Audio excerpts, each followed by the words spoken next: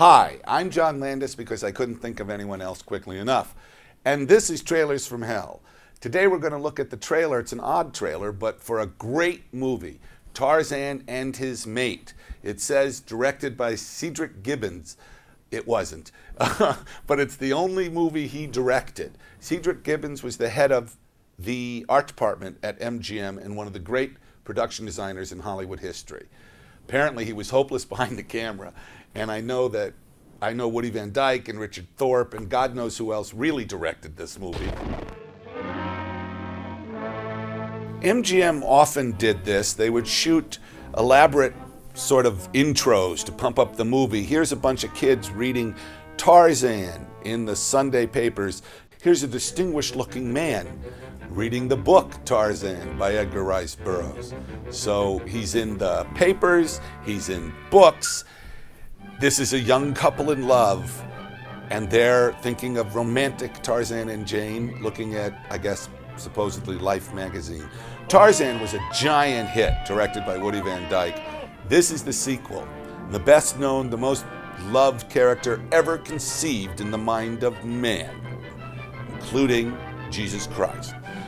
No, I'm sorry, I love that, the best loved. All right, this is the sequel to Tarzan, which was a giant hit for MGM, directed by Woody Van Dyke. Tarzan the APE-MAN in Tarzan and His Mate. Maureen O'Sullivan came back as Jane. This is a direct sequel. It takes place right after the first one ends, and some of her friends come back to Africa to lure her with new dresses and Victrolas and talk of perfume to come back to London. However, she has it too good in the jungle. This is a sexy picture.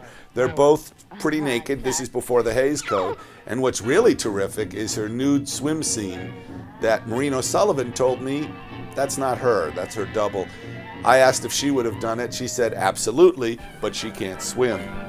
There are millions of animals in this picture and some truly spectacular animal footage. The ending is a great sequence with lions and rear screen projection, just like that rhino. But there's really big production here. There's the elephant's graveyard with all that ivory, and the natives, and the good natives and bad natives, and lots of gorilla suits. It's my kind of picture. 2 years in the making. The production apparently was a disaster, but the picture got made, and it's terrific. The elephants here, and there are many, many elephants, are Indian elephants. They used Indian elephants because it used to be thought you couldn't train an African elephant. So they would take these Indian elephants, which are, as you know, in Indonesia, they're domestic animals and beasts of burden, and glue these giant ears on their little ears to make them African. So you can see the fake ears when you see that. But still pretty impressive. A lot of elephants crushing a lot of natives.